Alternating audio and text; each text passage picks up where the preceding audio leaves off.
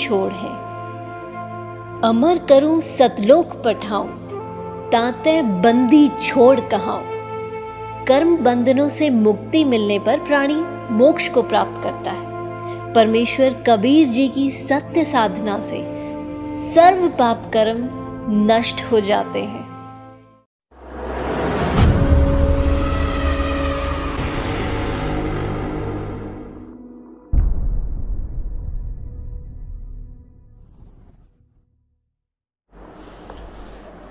अब सत्संग के अंदर संत वो भूली हुई वस्तु को याद दिलाते हैं जिसके ज्ञान के बिना हम बहुत गलतियां कर जाते हैं और अनमोल मनुष्य जीवन को बर्बाद कर देते हैं। इस अमर वाणी में क्या बताया है, आदरणीय गरीबदास साहिब जी ने परमात्मा के दर्शन उपरांत जब प्रभु के से मिलन हुआ, परमेश्वर ने उनको तत्व ज्ञान बख्शा, उसके बाद उन्होंने उसी तत्व ज्ञान को अपने वाणी के माध्यम से, अपने वचन के माध्यम से निर्णायक तरीके से बताया है। क्या बताया है कि ये सौदा फिर नाही संतो, यो सौदा फिर नाही। अब कोई तो बिजनेस करता है किसी प्रकार का और उससे वो केवल सांसारिक यहाँ की सुविधाओं के लिए ही वो धन एकत्रित करता है और वो यहाँ से जब प्रस्थान करता है, इस लोक को त्याग कर वो दूसरे लोक में जाने की तैयारी करता है, उस समय वो सारे जीवन का जोड़ा हुआ धन उसका यही रह जाता है। तो ये भी सौदा अच्छा नहीं लगा। चाहे कोई राजा बना है, राजा की भी मृत्यु हो जाती है, राजा की मृत्यु हो जाती है, उसके सारे ठाठ बाट यही रह जाते हैं। ये भी सौदा ठीक नहीं जचा। कौन सा सौदा है? राम नाम निज सारे है, राम नाम निज मूले, राम नाम सौदा करो भाई, राम नाम ना भूले। अब कौन से राम का नाम जपे? अब ये भी हमने ध्यान रखना है कि कौन से राम के ऊपर की तरफ संकेत है। हाँ, राम जैसे सुबह के सत्संग में आपको बताया गया था, राम कहो, साहिब कहो, अल्लाह कहो, गॉड कहो, रब कहो, ये एक शक्ति बोधक शब्द हैं। मालिक कहो, स्वामी कहो। इसी प्रकार तीन लोक के राम हैं, ब्रह्मा विष्णु महेश। एक एक विभाग के राम स्वामी हैं, मंत्री हैं, भगवान हैं। रजोगुण विभाग के ब्रह्मा जी, सतोगुण विभाग के विष्णु जी और तमोगुण विभाग के शिव जी। इनके पिताजी एक ब्रह्मांड में राम हैं, जो ब्रह्मा विष्णु महेश से ऊपर समझो एक मुख्यमंत्री एक प्रांत में होता है।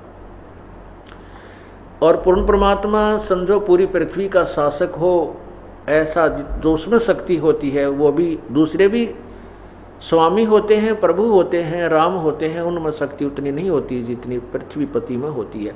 ऐसे ही कुल मालिक पूर्ण परमात्मा, पूर्ण ब्रह्म, परम अक्षर ब्रह्म राम में, यानी उस राम के अंदर जो शक्ति है वो अन्य में नहीं है। तो पवित्र गीता जी ने भी यही कहा है कि उस परमात्मा की कृपा से, उस परमात्मा की साधना से ही तो पूर्ण मोक्ष प्राप्त करेगा और तेरा जन्म मृत्यु का झंझट सदा के लिए समाप्त हो जाएगा। तो हम उस राम की तरफ संकेत करें। राम नाम निज सार है, राम नाम निज मूल, राम नाम सौदा करो, राम नाम ना भूल। कहते हैं लोहे जैसा ताव जात है, काया दे सराही, और दुगने तिगने किए चौगने, किन्हु मूल गवाही।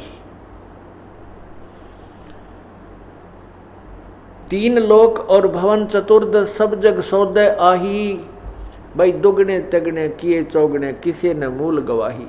अब जैसे लोहे को कारीगर गर्म करता है और गर्म करते ही तुरंत वो बाहर निकाल के लोहार और उस पर तुरंत चोट मारता है, वो तुरंत चोट लगाता है, और जरा सा वो जो तुरंत चोट लगा कर के गर्म लोहे पर जो बनाना चाहता है वो उसका इंस्ट्रूमेंट बना लेता है। और वो लोहा जरा सा ठंडा हो जाए तो इंस्ट्रूमेंट नहीं बन सकता, वो औजार नहीं बन सकता जिसके लिए वो तैयारी कर रहा है। फिर तो वो कितनी चोट लगा ले वो वस्तु नहीं बनेगी, टेढ़ा मेढ़ा उसका और आकार बन जाएगा। ये मनुष्य जीवन समझो आपका लोहे जैसा ताव है, ये लोहा गर्म है। इस पे ये सत्संग की चोट लगी तो जो हम मोक्ष प्राप्ति का प्रयत्न कर रहे हैं सफल हो जाएंगे। और ये लोहा ठंडा हो गया फिर कुछ नहीं बनेगा। ये लोहा कब ठंडा होगा? जब मृत्यु हो जाएगी। मृत्यु के उपरांत फिर क्या होगा? हमारे ये स्वरूप नहीं रहेगा, सुंदर स्वरूप जो मनुष्य का है। फिर वो लोहा ठंडा होने के बाद उस पर चोट लगाता रहे तो वो टेढ़ा मेढ़ा हो जाता है, कुछ और ही आकार बन जाता है। तो हमारा फिर और आकार बन जाएगा। नर से तू पशुआ की जे दीजे बैल बनाए, चार पहर जंगल में डोले तेरा तो ना पेट भराए। ये 56 भोग कहाँ मरबो मन बोरे कुरडी चरने जाए, टूटी कमर पजावे चढ़े तेरा कागा मांस गिलाए। फिर हमारा कुछ और ही स्वरूप बन जाएगा, गधे कुत्ते शुअर का बन जाएगा। किस कारण से? कि इस गर्म लोहे पर चोट नहीं लगा पाए। क्या बताते हैं कि दुगने तिगने करे चौगने किस किन्हु मूल गवाही। अब जो पुण्यात्मा किसी के पास 1 लाख रुपए मूलधन है और उस मूलधन से वो बिजनेस नहीं करता है, उसको सदुपयोग नहीं कर रहा है, और उसको कहीं ना उसी में दगुटी लगा हुआ है, सिनेमा देख कर आता है, कार लेकर किराए पर सैर सपट्टे करता फिर रहा है और सौदा कर नहीं रहा, बिजनेस में नहीं लगा रहा, तो वो कंगाल हो जाएगा। उस मूल को भी नष्ट कर देगा, मुख्य पूंजी को भी समाप्त कर देगा और वो कंगाल हो जाएगा। और समझदार व्यक्ति उसी धन को अच्छी सदुपयोग करते हैं, बिजनेस में लगाते हैं तो दुगने तिगने चौगने बना लेते हैं। ये श्वास रूपी पूंजी प्रभु ने हमें दी है। सत्संग में आने से ये चेतना होती है, ज्ञान होता है कि हमने इसका सदुपयोग करना चाहिए। तो सदुपयोग करने वाले को तो दुगने तिगने चौगने बना हो जाते हैं, और जो यहाँ नहीं आते उनको ज्ञान नहीं होता। वो इसी मनुष्य शरीर को व्यर्थ के ऐश्वर्य के अंदर और इधर उधर के गप्पे आंक के कोरे पाप को माँ के बर्बाद कर जाता है। वो कंगाल हो जाता है, मूल पूंजी को नष्ट कर जाता है। 3 लोक और भवन चतुर्दश सब जग सौदय आही, दुगने तिगने किए चौगने किन्हु मूल गवाही। फिर क्या होगा? ये दम टूटे पिंडा फूटे हो लेखा दरगाह माही, उस दरगाह में मार पड़ेगी यम पकड़ेंगे बाही। उस भगवान के दरबार में ये शरीर छूटने के बाद वहाँ ले जाएंगे पकड़ कर, और वहाँ तेरी पिटाई होगी। वहाँ यम के दूत तेरी बाँह पकड़ कर ले जाएंगे उस परमात्मा के दरबार में, तेरे ऊपर मार पड़ेगी, पिटाई बनेगी।